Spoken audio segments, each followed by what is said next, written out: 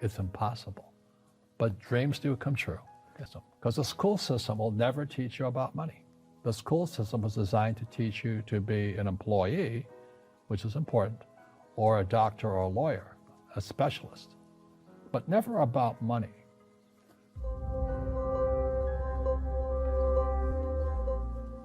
So I was in Hawaii, I was 9 years old. My father was the head of education, PhD, very smart man, good guy. And for some reason, we moved across town and I went to a school with rich kids. So this is a little town called Hilo, Hawaii. That's not on the map anywhere, but it is. It's a sugar plantation town. So when I was 9 years old, I moved to this rich kid's school. And suddenly I realized I was poor because it's relative, as Einstein, it's all relative. And my classmates were mostly white guys. And I was one of the few Asians in the class. And these guys, their fathers owned the banks, they owned the plantations, they owned the car dealerships, they owned the meat packing company, they owned the ranches. And I'm going, how come my dad doesn't own that?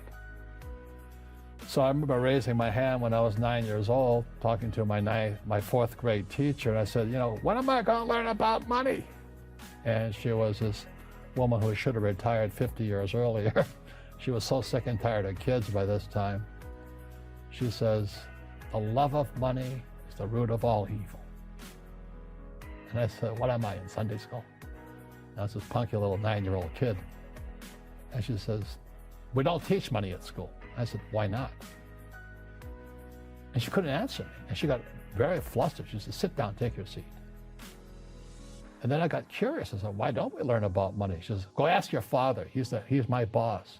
So my father was the head of education, PhD, all that stuff. I go home and ask him, I said, why don't we learn about money in school? And he looked at me and says, because the government doesn't let us teach that subject. The government tells us what we can teach and what we can't teach. And I thought that was strange. And I said, but aren't we going to school to learn about money? He says, no, your job is to get a job. I said, but you get a job to earn money. He goes, no, you're supposed to just get a job. I went, no. Isn't the purpose of a job to earn money? He goes, you're correct. I said, so why don't I just learn about money? I can skip the job part, And he got flustered and he said, look, and my father was, for Japanese, very tall, 6'4", and imposing man, good guy. But he says, if you want to learn about money, why don't you ask your best friend's father about money? And I said, why? That's Mike. So I asked him. He says, because Mike's father is an entrepreneur. And I said, what are you? He says, I'm an employee. I'm a government employee. And I went, oh, what's the difference? He says, the difference is an entrepreneur must know about money, or they're no longer entrepreneurs. And he says an employee doesn't have to know anything about money, because the government will take care of them, the company will take care of them. So I'm all confused. But I took my dad's advice and I trundled over to Mike's father's office and knocked on his door and I said, hey, I'm here, 9 years old. Teach me about money. He says, beat it, kid, But that's where the story of Rich Dad, Poor Dad started. And finally, through persistence, my rich dad started teaching me about money on one condition. And that condition was he would never pay me. He says, the moment I pay you, you think like an employee. He says, that's the trap. Entrepreneurs work for free. And now I'm 9 years old, my head's going cracking in half. He says, you never want a paycheck. You understand that, kid? I said, okay, I got it. And he says, well, how do I make money? He says, that's what entrepreneurs figure out. It's a cat, which comes first, a cat or the cat chasing its tail. And I said, so how do I learn about money? So he would just break out a Monopoly game board. So I would work for free. I'd pick up cigarette butts, and he had hotels and restaurants, and I would clean and do menial tasks. And as I got older, I started getting into office work and marketing and accounting, and I was an apprentice basically, but I always worked for free. And he would teach me about money, but the way he taught me about money was playing Monopoly.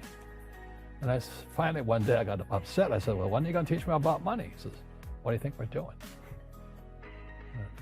we're playing Monopoly. He goes, no. What do you think we're doing? We're playing Monopoly. He says, what do you think we're doing? So I don't know. I'm teaching you about money. And then that's when, you have one greenhouse. He says, there's many formulas for great success in money. There's thousands of them, but one of the best ones found on the game of Monopoly. Still is today. 4 greenhouses, 1 red hotel. I said, what? He says, one of the greatest ways to acquire great wealth is playing Monopoly in real life. 4 greenhouses, 1 red hotel. Well, is that all there is? He goes, that's it. And he says, what do you think I'm doing? And I went, I don't know. So then he took me out and he showed me his greenhouses. And 10 years later, when I was 19, I was now in school in New York, and I come back to Hawaii, and Rich Dad had bought the biggest piece of land smack dab in the middle of Waikiki Beach. And when you go to Waikiki Beach today, you'll see the Hyatt Regency Hotel. That was his hotel. Just like the game of Monopoly. Just like the game of Monopoly. Acquired assets and they became bigger assets. He just kept what's called an assemblage, because that property wasn't that big at the time. So he had to buy out all the small guys. Because Waikiki was a little dirt water little town. So he'd buy out this shop owner and buy that shop owner. And it took him a while, but he finally assembled this large piece of property. And then he and Hyatt put up this giant hotel.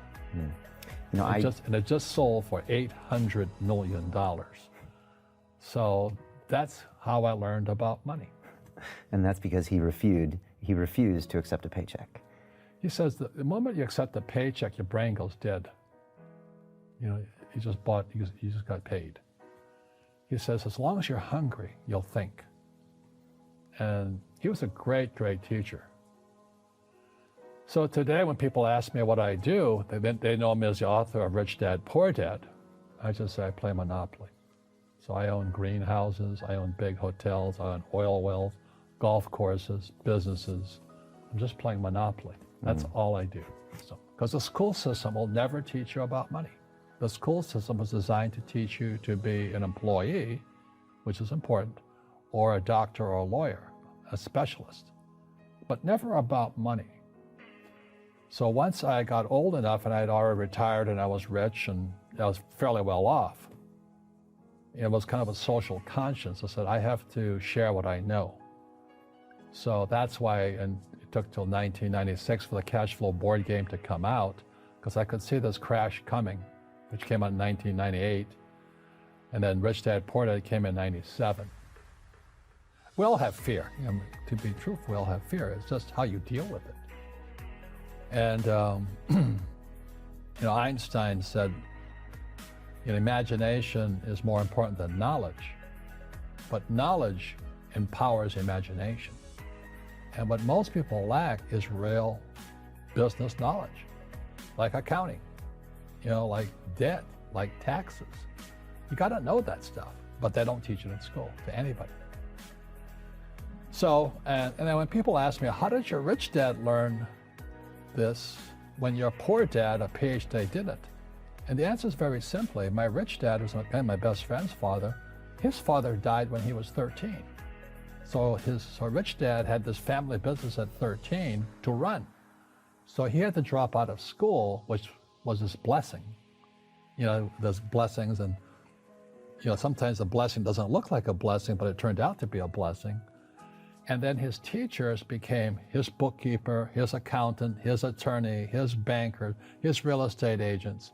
So he has what I call real teachers, not these fake teachers in school. You see, most teachers in school, they're out of ethics. They teach subjects they themselves don't practice. I asked the teacher, I said, I'm in my 3rd year of calculus now. It was called strength of materials. I said, am I ever going to use this stuff? He goes, no. I said, why do you teach it? Because I get paid. I said, do you ever use it? He goes, no. And that's why, you have to, in life, one of the things I suggest to people, you got to find a real teacher versus a fake teacher.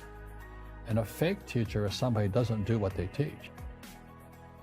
And a real teacher is doing what they teach every day. So my accountants, my attorneys, they're in it every single day. And that's how I learn, because every day I'm solving problems in my business.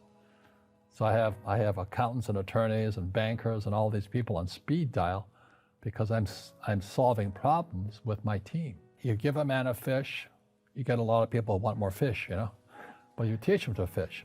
But you are the Robin Hood of knowledge, because I see you giving this knowledge out, and Yeah. do the rich people cringe and say, don't tell them that, Robin? Yes. Don't tell people what you know. Right. Keep them poor. But, you know, unfortunately, the poor, as was in the Bible, I'm not real religious, the poor will always be amongst us because it starts up here. Right, it's that fear mentality. It's in their words, you know, and the words become flesh. Again, I'm not really religious. I flunked out of Sunday school also. But when they say I can't afford it or I can't do that, they go down. They become what they say. My PhD dad, he says, what do you think I am, made of money? I can't afford that. And my rich dad would say, that's why he's poor. Poor people say, I can't afford it, I can't do that, I don't have time. Because it's an escape. It's an escape, you know what I mean? It's easy to say, I can't afford it. Oh, I'm too tired. Oh, I can't go to the gym. You know, when you could go to the gym, but no, I can't. Truth is, I'm just too lazy to go to the gym. And you play it safe, and you don't introduce new risks into your life, and Right. so. I have job security. Right. And your rich dad used to say what instead of I can't afford it? How can I afford it? How can I do that? You know, what would it take, or why should I do that? He says that a question opens the mind, a statement closes the mind. See, when you say I can't afford it, your mind shuts down and you become what you say.